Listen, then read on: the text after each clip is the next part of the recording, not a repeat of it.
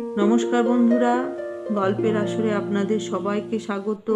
আজ আবার উপস্থিত হয়েছি সেই সময় পরবর্তী পর্ব নিয়ে। নবীন কুমার যেন এই পৃথিবীকে আবার নতুনভাবে ফিরে পেয়েছে। বেঁচে থাকার প্রতিটি মুহূর্ত এখন তার কাছে রোমাঞ্চকর মনে হয়। শীত শেষ হয়ে গেছে, বাতাস এখন বড় মনোরম। বজরার ছাদে দাঁড়িয়ে সেই সকালে রেশমি রোদ্রের স্পর্শে যেন শরীরের প্রতিটি রন্ধ্রে সুখানুভব করে। একটি টিপটিপ পক্ষী মাথার উপর দিয়ে টিটি করে ডেকে চলে যায়। অনেকক্ষণ ধরে বাজতে থাকে সেই শব্দের রেশ। আকাশে শুভ্রবর্ণ থোকা থোকা মেঘ, মাঝে মাঝে সেই মেঘের নিচ দিয়ে দলবদ্ধ হাঁসের ঝাঁক শান্তভাবে কোনাকুনি উড়ে যায় দিগন্তের দিকে। পদ্মার চরে মধ্যে মধ্যে দেখা যায় নিস্পন্দ হয়ে শুয়ে আছে একটি দুটি কুমির। প্রাণের কোনো চিহ্ন আছে বলেই মনে হয় না, কিন্তু বজরা নিকটবর্তী হলে তারা সরাত করে নেমে পড়ে জলে। কুমির দেখলেই নবীন কুমার তারস্বরে ডাকে, সরোজ, দেখে যাও, দেখে যাও, ছুটে এসো। সরোজিনী আসবার আগেই কুমিরগুলি অদৃশ্য হয়ে যায়।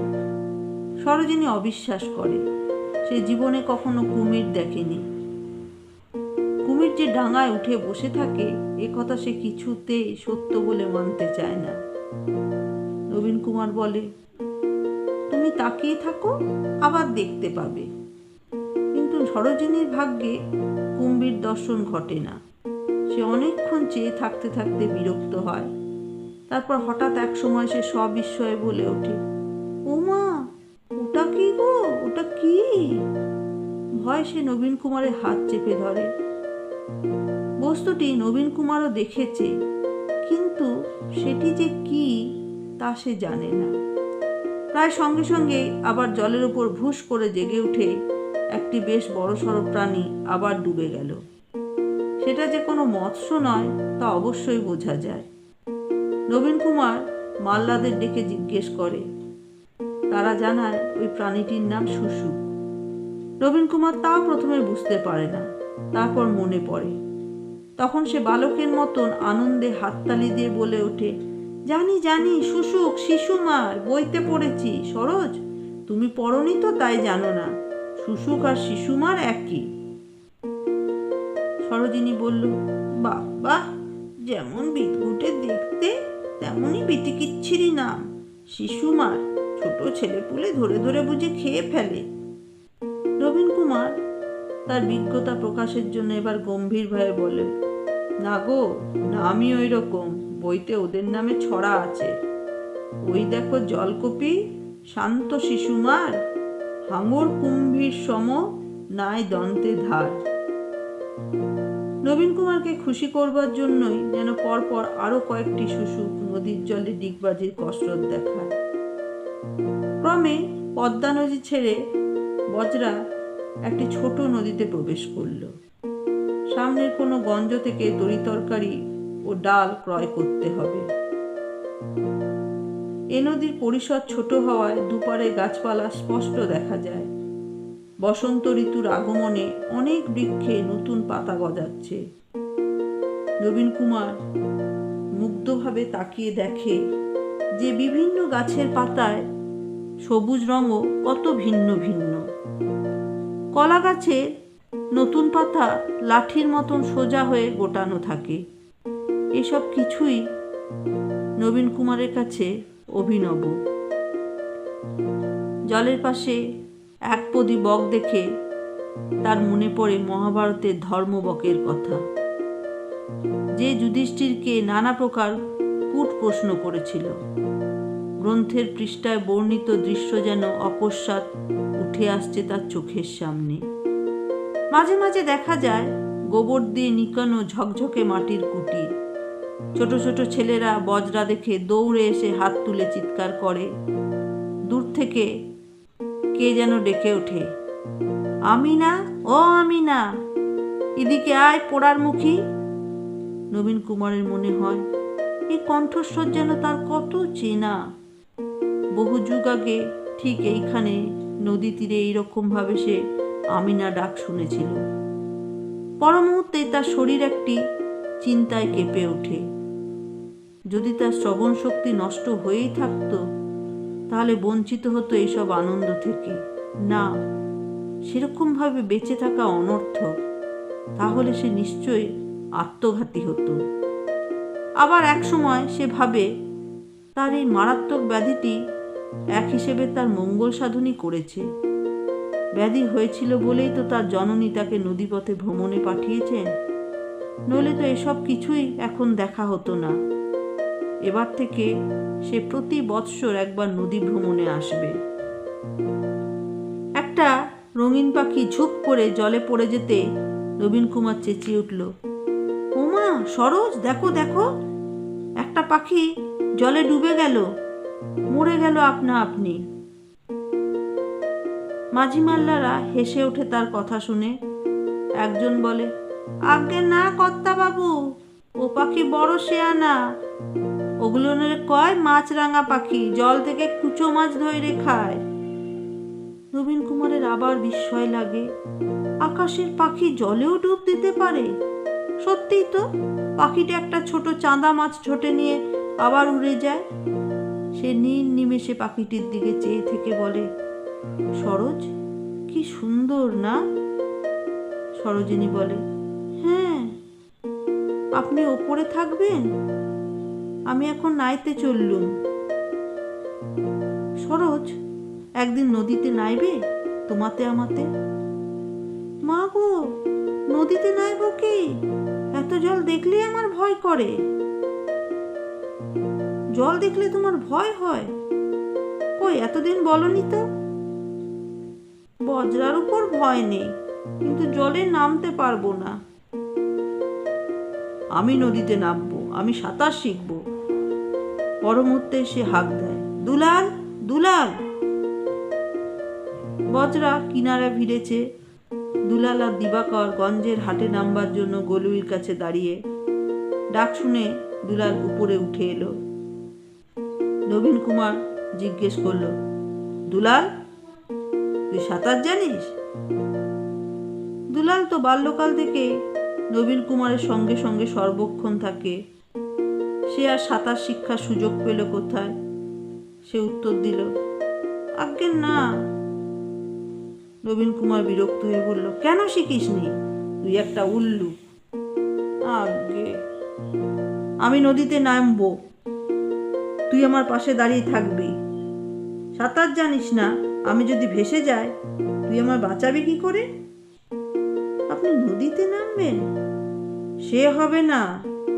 কর্তামা পই পই করে নিষেধ করে দিয়েছেন, আপনাকে যেন কিছুতেই জলে নামতে দেওয়া না হয়। সে কথা পরে। তুই সাঁতার শিখিসনি কেন? আজ থেকে সাঁতার শিখতে লেগে যা। আজ্ঞে, দিবাকর দাদাও জলে নামতে বারণ করেছেন। তুই কার হুকুমে চলিস, আমার না দিবাকরের? কি বলেছি মাথায় ঢুকেছে? আজ থেকে সাঁতার শিখতে লেগে যাবি। আজ্ঞে। কিয়ৎকাল পর নবীন কুমার বোটের ছাদ থেকে নেমে আসে নিজের কামরায়।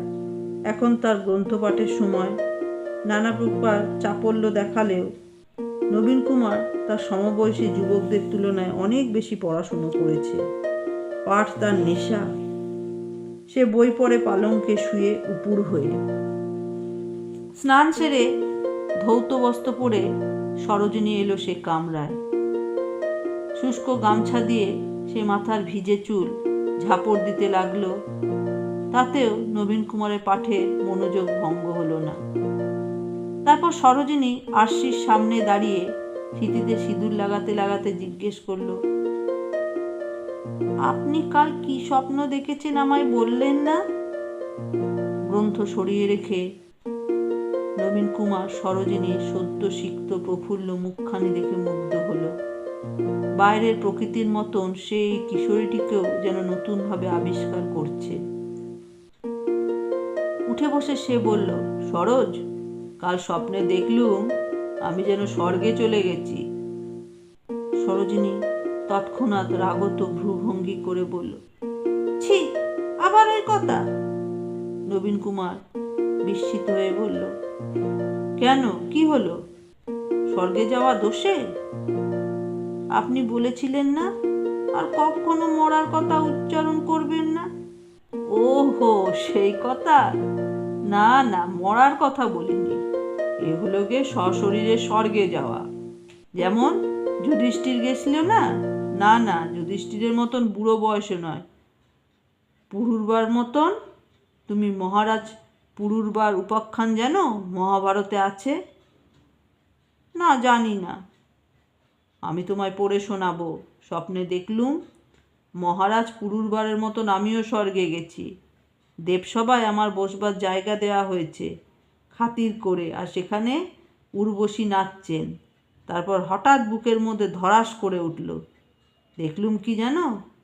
উর্বশীর মুখখানা এক্কেবারে অবিকল তোমার মতন। যা, সব মিছে কথা। মোটেই মিছে কথা নয়, মা কালীর দিব্যি, সত্যি দেখলুম। তুমি আমার পানে চেয়ে হাসলে। বুঝেছি, আপনি আমায় নিয়ে রঙ্গ করছেন। তুমি বিশ্বাস করলে না সরোজ? একদম হুবহু মিলে গেল। কালিদাসের নাটক আছে বিক্রমবর্ষী, ঠিক এইরকম। তুমি এসো, আমার পাশে বসো, আমি তোমায় নাটকটা পড়ে শোনাচ্ছি। এখন শুনতে পারবো না, ও বেলা, এখন আমার কাজ রয়েছে না। এখন আবার কি কাজ? নিয়ে এলুম, এখন পুজোয় বসবো। পুজো টুজো রাখো, শুনেই দেখো না কি সুন্দর গল্প, কেমন দিব্য কবিতার ভাষা। পুজো ছেড়ে আমি গল্প শুনতে বসবো? শোনো কথা, আমার মা বলে দিয়েছেন প্রত্যেক দিন যেন মন দিয়ে শিব পুজো করি, আমাদের বংশের ধারা। কায়েতের মেয়ের আবার অত পুজো বাতিক কেন? শিবের মতন বরই তো পেয়েছো, আবার শিব পুজো করার কি দরকার? ঠাকুর দেবতা নিয়ে অমন দ্বারা কথা বলবেন না কো। নবীন কুমার দ্রুত পালঙ্ক থেকে নেমে এসে সরোজিনীকে আলিঙ্গন করে বলল, চেয়ে দেখো, আমি তোমার জ্যান্ত শিব নই? সরোজিনী আর্তকণ্ঠে বলল, ও মা, এ কি করলেন? ছুঁয়ে দিলেন, আমায় আবার নাইতে হবে। পুজো করার আগে কাউকেও ছুঁতে নেই। নবীন কুমার পত্নীর গণ্ডে অস্ত্র স্থাপন করে ফিসফিস করে বলল, আবার নিয়েও বরং, এখন একটুখানি আমার পাশে বসো। সরোজ, মানুষ পুজো করে কেন? ভগবানকে পাওয়ার জন্য তো। কাব্য পাঠ করলেও ভগবানকে পাওয়া যায়। সরোজিনী ছটফটিয়ে বলল, আমায় ছেড়ে দিন। নবীন কুমার বলল, তুমি বিশ্বাস করলে না? আমাদের শাস্ত্রেই বলেছে কাব্যের স্বাদ হলো ব্রহ্ম স্বাদ সহোদর, অর্থাৎ ব্রহ্মের সমান সমান। এসো, আমার পাশে একটু বসবে, এসো। সরোজিনী প্রায় ক্রন্দনের উপক্রম করে বলল, পুজোর নাম করে পুজোয় না বসলে পাপ হয়, আপনার মঙ্গলের জন্যই তো পুজো করি। আবার নে পুজো সেরে আসি, তারপর আপনার কথা শুনব। নবীন কুমার তাকে ছেড়ে দিয়ে বলল, বেশ, যাও, কিন্তু ছেড়ে দিচ্ছি এক শর্তে, এরপর থেকে আর আমায় আপনি বলবে না, তুমি বলবে। সরোজিনী চক্ষু প্রায় কপালে তুলে বলল, ও মা, সে কি অসম্ভব কথা! মেয়ে মানুষ কখনো স্বামীকে তুমি বলে? স্বামী গুরুজন না? ছাই গুরুজন, চাকর বাকররা সব আপনি বলে, আর তুমিও আপনি বলবে? আজ থেকে হুকুম দিলুম, লোকজনের সামনে না বলো, আমার কাছে যখন একলা থাকবে তখন শুধু তুমি করে বলবে। আমার পাপ হবে না? সব পাপ আমার। আমি তোমার শিবের মতন স্বামী, সব পাপ আমি খেয়ে ফেলতে পারি। সরোজিনী স্নান করতে চলে যাবার পর নবীন কুমার একলাই কালিদাসের নাটকটি খুলে বসল। কিছুক্ষণ পড়ার পর তার আবার কি খেয়াল হলো, বইটি সমেতই সে উঠে চলে গেল পাশের কামরায়। সেখানে একটি টেবিলের উপর দোয়াতদানি ও শকুনির পালকের কলম রাখা আছে এবং একটি লাল রঙের খেরোর খাতা।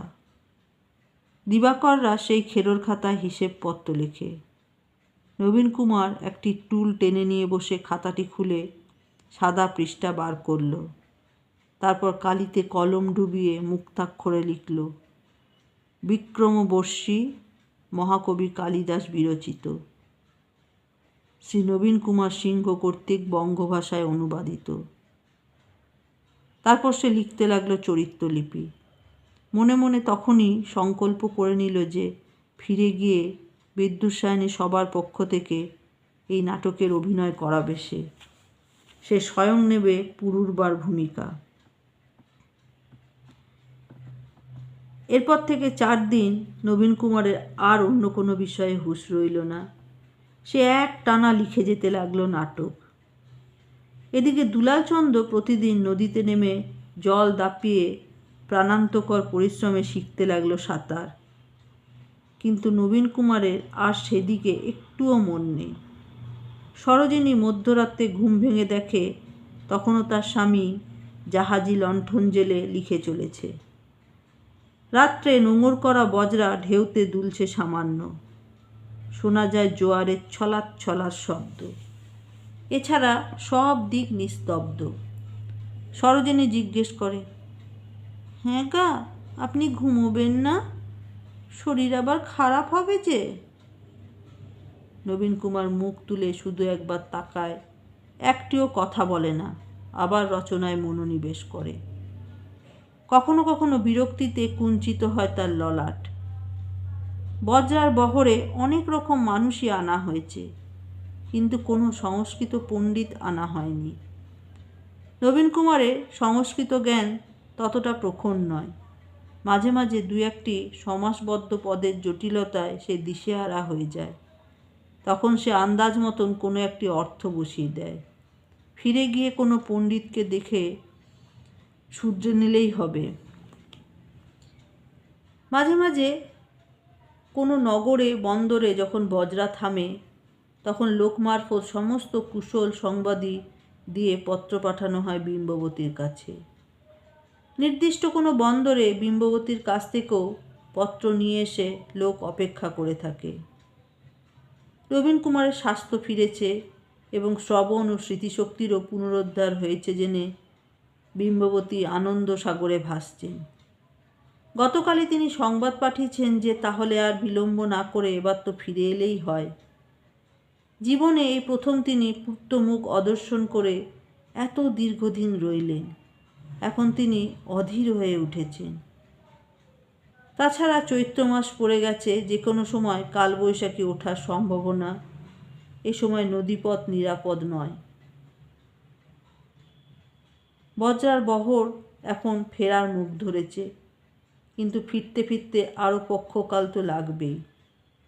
নাটকের অনুবাদটি সম্পূর্ণ করতে নবীন কুমারের মোট 11 দিন লাগল। শরীরে একটুও ক্লান্তিবোধ নেই, বরং মনে অদ্ভুত আনন্দ। একটা কাজ শেষ করার তৃপ্তিই অন্যরকম।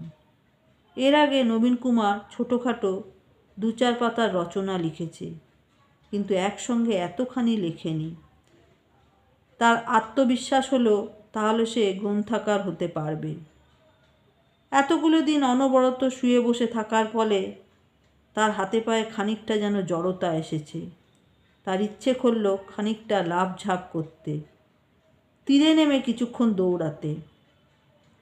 সেদিন অপরাহ্নে সে উঠে এলো বজরার ছাদে। আকাশময় কোদালে মেঘ, হাওয়া দিচ্ছে সনসন করে, ঝড় উঠতে পারে। দিবাকর চিন্তিতভাবে কথাবার্তা বলছে মাঝি মাল্লাদের সঙ্গে। নবীন কুমার চেয়ে দেখল নদীর দক্ষিণ পাশে এক স্থলে একটা সুন্দর বাঁধানো ঘাট। তার কিছু দূরে একটি ছোট টিলার উপরে একটি বেশ বড় সাদা রঙের অট্টালিকা, তার চারিদিকে নিবিড় গাছপালা। সে জিজ্ঞেস করল, এই স্থানটির নাম কি? দিবাকর বলল, আজ্ঞে ইব্রাহিমপুর। সামনেই আর কিছু দূরে ময়নাডাঙ্গা, সেখানে আমরা বজরা ভিড়ব। টিলার উপরে বড় বাড়িটির এক কোণে একটি লোহার চোং, সেখান থেকে ধোঁয়া বেরোচ্ছে। জায়গাটি নবীন কুমারের বেশ পছন্দ হলো। সে বলল, মেঘ উঠেছে, আর সামনে যাবার প্রয়োজন কি? এখানেই বজরা ফেরানো হোক না, আমি একটু হাত পা ছড়াবো। দিবাকর বলল, আর একটুক্ষণ অপেক্ষা করুন, ময়নাডাঙ্গার আর দেরি নেই। এই জায়গাটি ভালো নয় কো। কেন? এই জায়গাটি মন্দ কিসে? এখানে বড় নীলকর সাহেবদের হেঙ্গামা।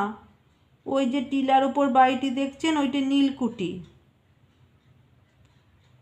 নীলকুঠি রয়েছে বলে কি এ তল্লাটে মানুষজন যেতে পারবে না?